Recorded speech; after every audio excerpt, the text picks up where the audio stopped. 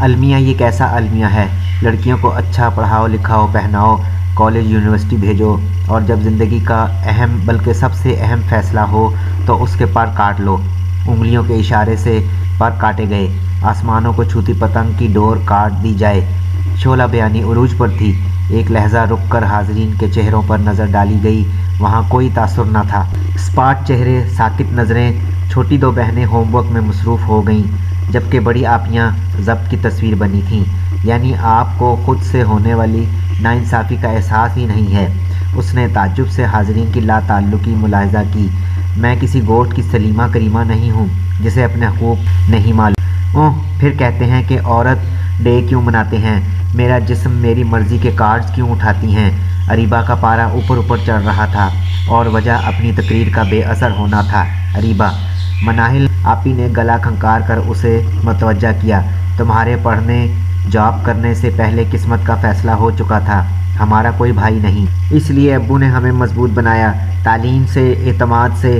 یہ تقریریں نام نہاد این جی اوز کی سوشلسٹ پر سجتی ہیں، عام گھریلو خواتین پر لاگو نہیں ہوتی۔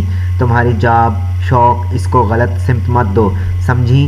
سمرین نے بھی سرزنش میں حصہ ڈالا تھا۔ اریبہ کا سر جھکا ہوا تھا، تابعداری سے نہیں بلکہ اپنا غصہ کنٹرول کرنے کی وجہ سے۔ بہتر ہے خود کو سلیمہ کریمہ ہی سمجھو، کم از کم انہیں گھر اور رشتے سنبھالنے تو آتے ہیں نا۔ اپنا گھر خود توڑ کر فخر سے واہیات پلے کارڈز نہیں اٹھاتی، نمائش نہیں کرتی۔ اریبہ نے ٹکڑا توڑ کر جواب دینا چاہا، ساری بہنیں لائن بنا کر کمرے سے جا چکی تھیں۔ اوہ، اس نے تکیے پر ہاتھ مارا۔ کریمہ سلیمہ، اس نے ناک سکیڑی۔ اریبہ کا تعلق مڈل کلاس سے تھا، خواب جن کا اوڑھنا بچھونا ہوتا ہے۔ مڈل کلاس جسے مہنگائی کا عفریت پیچھے کی جانب دھکیل رہا تھا۔ پر آشوب دور میں اپنا پندار کردار ایمان رشتے سنبھالنا کس قدر دشوار ہے نا۔ اریبہ کے والدین ان محاذوں پر برسر پیکار تھے، ہمت، حوصلہ، دعا ان کا اثاثہ تھے۔ ان دونوں نے ہر وہ کام کیا جو رزق حلال سے مشروط تھا۔ وہ عام سے بھی عام درجے کے گورنمنٹ ملازم تھے۔ بیوی ٹیوشنز پڑھاتی، کپڑے سیتی، گھر میں کھانا پکا کر فروخت کرتی۔ 5 بیٹیوں کے بعد ان ہی کو حاصل جان لیا تھا۔ یہ سب پڑھیں گی، اچھا اور بہت سارا، بھلے سرکاری اسکول سے پڑھیں۔ سب بہنیں پڑھائی میں اچھی تھیں، سیلف میڈ، ماں باپ کی ذہین بیٹیاں، سمجھدار اور حساس، جن کا نام نمایاں طالبات میں جگمگاتا۔ یہ محنت اور رزق حلال کا نتیجہ تھا کہ جب نصیب کھلنے کی باری آئی تو آسانی سے بند دروازے کھلتے چلے گئے۔ مسئلہ تو اریبہ نے پیدا کیا تھا۔ اسے عمیر پسند نہیں تھا، نہ کول لگتا تھا، نہ اینگری ینگ مین، نہ نظر اٹھا کر دیکھتا، نہ اسٹائل سے بات کرتا، یعنی ہر خانہ خالی تھا اریبہ کے لیے۔ وہ پھپھو کا بیٹا تھا، جاب نہ تھی، اکیڈمی میں پڑھا کر کام چلا رہا تھا۔ پر امید رہتا، بس درمیانی قد و قامت، صاف رنگت، چپ، میسنا، گھننا۔ ہاں، اچھی عادات اور کردار کی سب بہنیں معترف تھیں۔ اس نے ان کے لیے بھائی کی کمی پوری کی تھی، وجہ اچھی تربیت، فطرت، رشتوں کا پاس۔ لیکن مسئلہ تو اریبہ کے دل کا تھا، جو اونچی فضاؤں کا متمنی تھا۔ ایم اے سوشیالوجی کے بعد ایک سہیلی کے توسط سے این جی او میں ملازمت کی تو خیالات مزید بدل گئے تھے۔ اسے آزادی درکار تھی، ذہنی آزادی، یہ رشتوں میں بندھی مجبور دقیانوسی سوچ نہیں۔ ہم جہاں پیدا ہوتے ہیں، جس جگہ، یہ ہماری غلطی نہیں۔ ہاں، جیون ساتھی اگر اپنی سوچ سے ہٹ کر ہے تو یہ ہمارا قصور ہے، اور میں ایسی غلطی نہیں کروں گی۔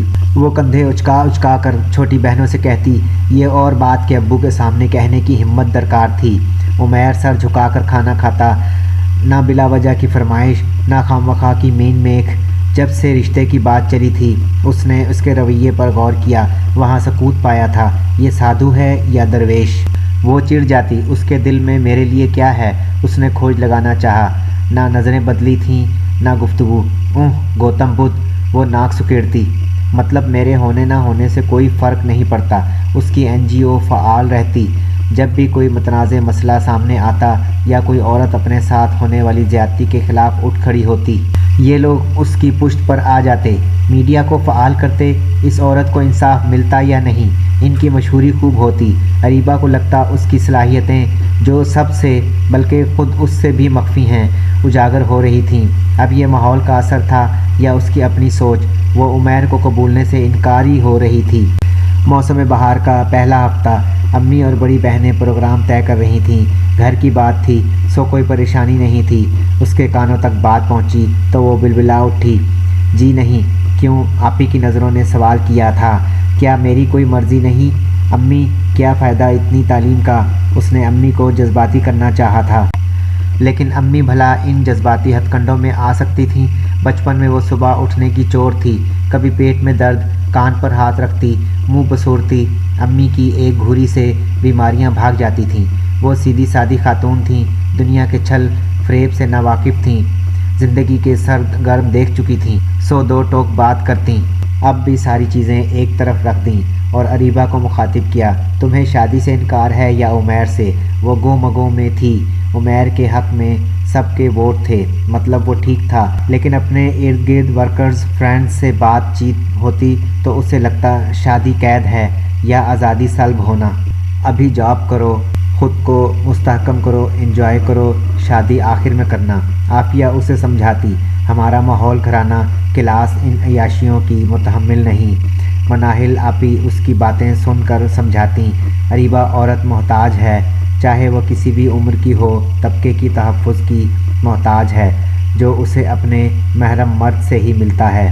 ख़ास वक्त तक औरत बाप और भाई के हिफाजती हिसार में रहती है, फिर वो शौहर की हिफाजत में आती है और वही उसका असल मुहाफ़िज़ है।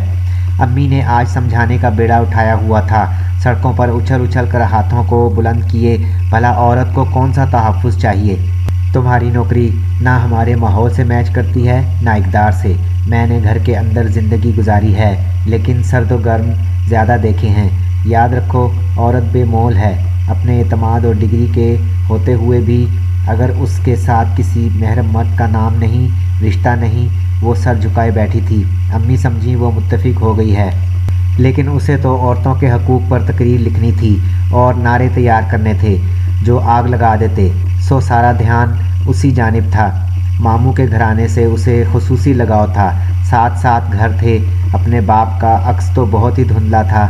जब भी बाप का तस्वुर आता, मामू का अक्स उभर आता, जिन्होंने बेवा बहन और यतीम भांजे को परों में छुपाया था।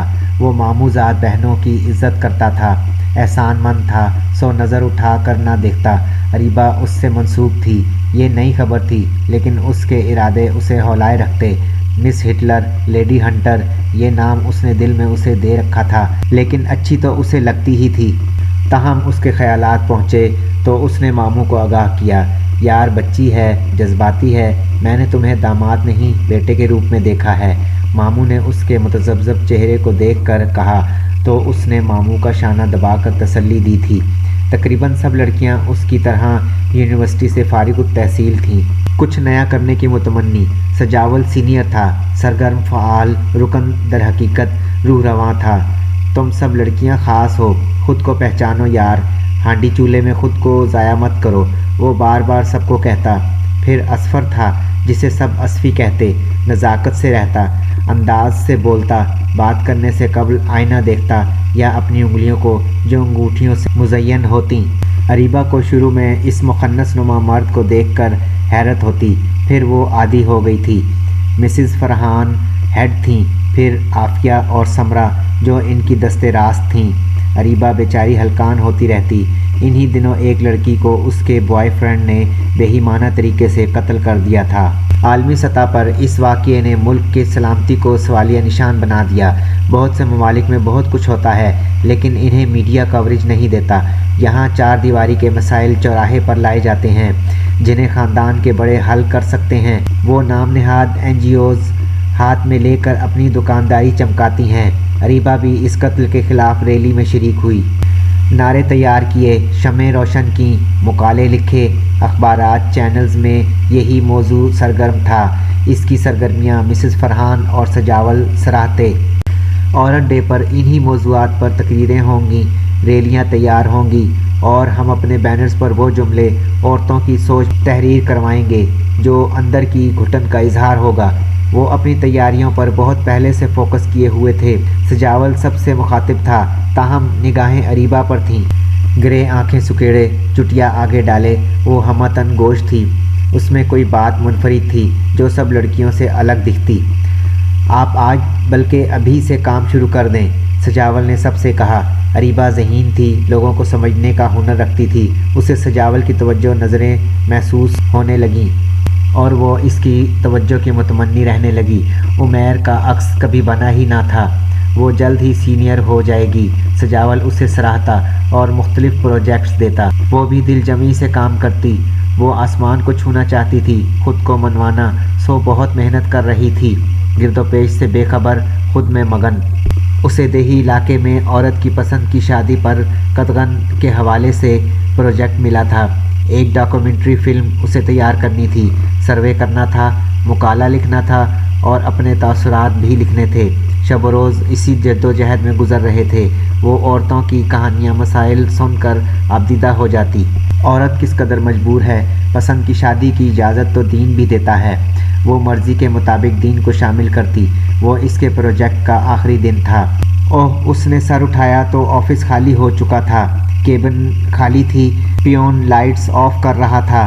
मैं ये फ़ाइल सर सजावल को दे आऊँ, उसने पियोन को मुखातिब किया। इरादा था अब वो भी घर जाएगी। सजावल का कमरा ऊपर की मंजिल पर था। वो फ़ाइल के सफ़े उलट पलट करते हुए सीढ़ियाँ चढ़ने लगी। सामने कमरा था, राहदारी नीम तारीक, सर चले ना गए हों। उसने फ़िक्रमंदी से सोचा और फिर कदम आगे बढ़ाकर दरवाज़ा हल्का सा वाक किया।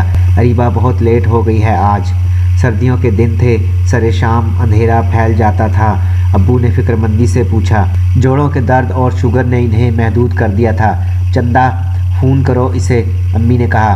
मोबाइल ऑफ जा रहा है, चंदा ने लापरवाही से जवाब दिया।